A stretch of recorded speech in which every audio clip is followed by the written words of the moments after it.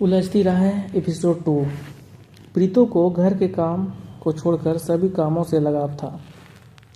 कई बार जीतो अड्डा लेकर नाला बुनने लगती और प्रीतो को धागा की अट्टी खोलकर गोला बनाने को कहती। वह घुटनों में अट्टी फंसाकर गोला बनाने लगती। तभी उसके सगी साथी इशारे से प्रीतो को बुलाते। धीरे धीरे घुटनों से अट्टी निकालकर वह जमीन पर रखती और नंगे पैर गायब हो जाती। ओ काटा की आवाज़ सुनकर ही प्रीतो के जाने की बात पता चलती। जीतो नाला पूरा भले न बनाए, परंतु प्रीतो कई पटंग काटकर ही दम लेती। बलदेव सिंह और मलकित कौर की बड़ी इच्छा थी कि प्रीतो स्कूल जाए, क्योंकि घर के कामों में हाथ बटाने के कारण वह जीतो को नहीं पढ़ा सके थे। माँ ने पुराने पजामे को काट छाँट कर हाथ से सीकर छोटा सा बस्ता बनाया। बाजार से तख्ती लाकर मुल्तानी मिट्टी पोंछी। बलदेव सिंह प्रीतो को स्कूल दाखिल करवाने गए। प्रीतो को कक्षा में बैठकर अभी वह घर पहुंचे ही थे कि यह देखकर हैरान हो गए कि वह उनसे पहले ही घर पहुंचकर मां की गोद में बैठी चिड़ी उड़ कौवा उड़ खेल रही थी। बापू को क्रोध देखकर उसके गले में बाहें डालकर वह झूलने लगी। अगले दिन फिर यही हुआ। तीसरे दिन बलदेव सिंह अध्यापिका को कहा कर आए, चाहे जितनी जिद करे, पर आप इस पर निगरानी रखना, घर मत भेजना। बस प्रीतो इसी ताक में रहती कि अध्यापिका की निगाह इधर उधर हो और वह भाग जाए। कभी भागकर घर आने में कामयाब होती, कभी खुद भी रोती रहती, दूसरे बच्चों को भी रुलाती, कभी अध्यापिकाओं से डांट खाती। माँ ने तख्ती पहले दिन जिस प्रकार साफ की थी, वह महीना भर साफ ही रही। अध्यापिकाएं भी तंग आ चुकी थी। आखिर प्रीतो का स्कूल जाना बंद हो गया। प्रीतो के अलावा इस बात को सब को दुख हुआ था, घर में कोई भी पढ़ न सका। 1 वर्ष पहले की यह घटना है। अब क्योंकि करतारा 5 वर्ष का हो चुका था और प्रीतो 9 वर्ष की, अतः बापू ने सोचा कि करतारे और प्रीतो दोनों ही स्कूल में दाखिल कराया जाए। दोनों एक दूसरे की देखा देखी पढ़ेंगे। बलदेव सिंह दोनों को सरकारी प्राइमरी स्कूल में दाखिल करवा है। अब प्रीतो ने कोई झगड़ा करना उचित न समझा, क्योंकि वह अपने भाई करतारे की संरक्षिका बनकर स्कूल जाती थी। सभी हैरान थे कि प्रीतो ने न नुक्कड़ क्यों नहीं की। वह दोनों थैले एक हाथ में पकड़कर और दोनों तख्तियों दूसरों में पकड़कर रोज स्कूल जाने लगी। अपने भाई के साथ बैठती, उसकी स्लेट निकाल कर पोंछती, कलम तैयार करती, दवात में स्याही करती, आधी छुट्टी में रोटी खिलाती और फिर खुद भी खाती। स्वयं नलका चलाती और स्वयं ही अंजूरी भरकर भाई को पानी पिलाती। कक्षा में किसी की हिम्मत करतारे को छेड़ने की नहीं थी।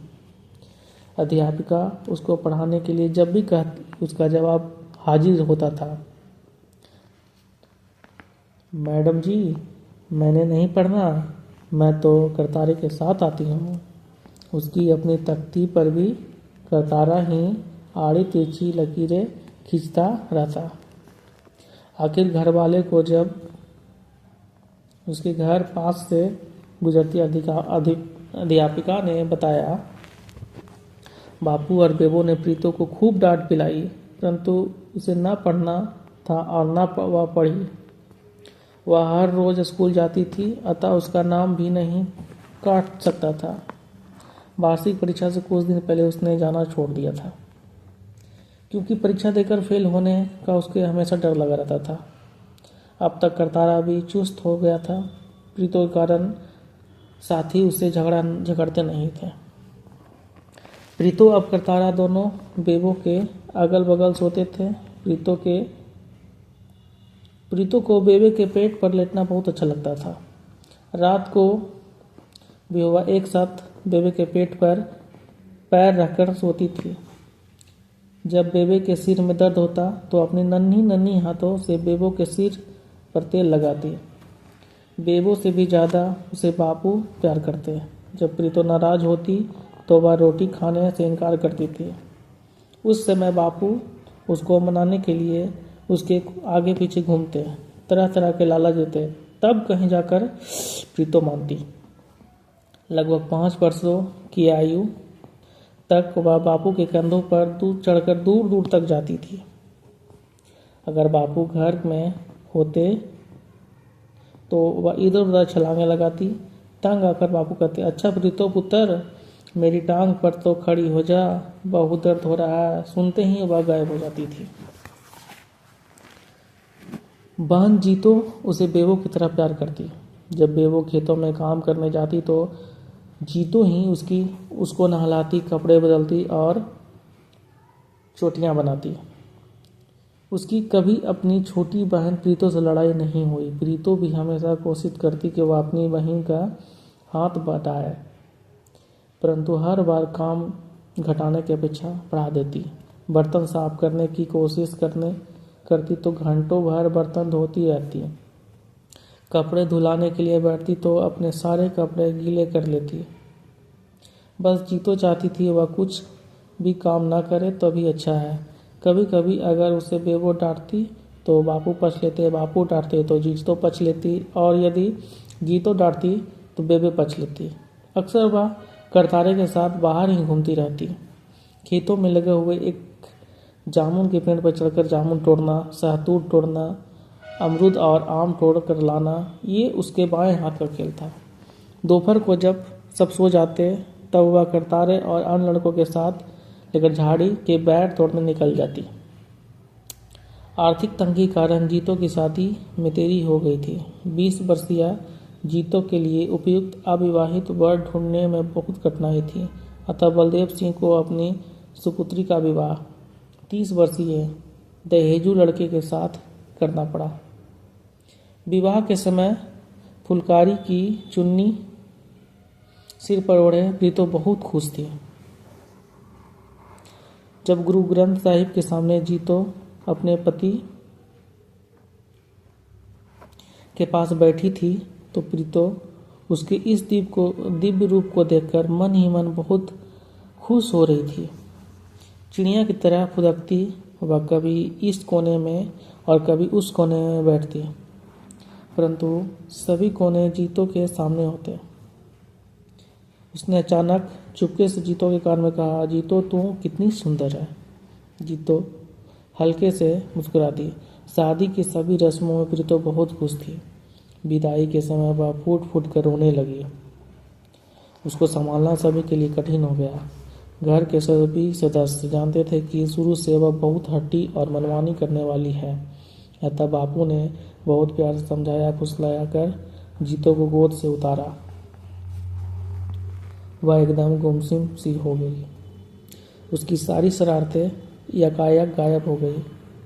उसे न नहाने की होश थी न खाने की। बेबो ने हाथ लगाकर देखा, उसका बदन तप रहा था। जब 2 दिन बाद जीतो आई तो उसके गले में बाहें डालकर रोते हुए कहने लगी, जीतो मैं भी तेरे साथ आऊँगा। घर वाले मना नहीं किया। वह जीतो के साथ चली गई। जीतो के ससुराल में उसने सबको मन मोह लिया। जीतो की सास जब सब्जी काटने बैठती तो वह पास बैठकर सहायता करती। कभी कभी झाड़ू लगाती, घर भी गोबर से लिपती, नलका चलाती, और सबसे अधिक महत्वपूर्ण बात यह थी कि वह बिना रुके बातें करती रहती। जीतो उसके काम की लगन देखकर हैरान थी। उसका अपना गांव 2 मील दूर पर था। कभी जीजा की साइकिल पर और कभी करतारे के साथ वह बेबो बापू के पास आती रहती। कुछ दिन वह वहीं रही, फिर अपने गांव आ गई।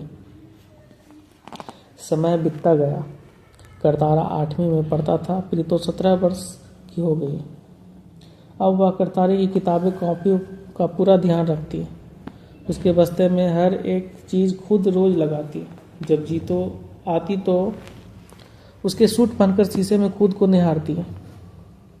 तरह तरह के बाल संवारती, कभी जोड़ा बनाती। एक दिन वह बाल संवार कर शीशा देख रही थी। बेबो की निगाहें पड़ते ही कहने लगी, बेबो देख मैं कैसी लगती हूँ। उस दिन सारी रात बेबो सो न सकी। उसने पहली बार एहसास हुआ कि प्रीतो जवान हो गई। अब उसकी शादी कर देनी चाहिए। करतारे के बापू, अब प्रीतो की शादी कर देनी चाहिए, बेबो ने कहा।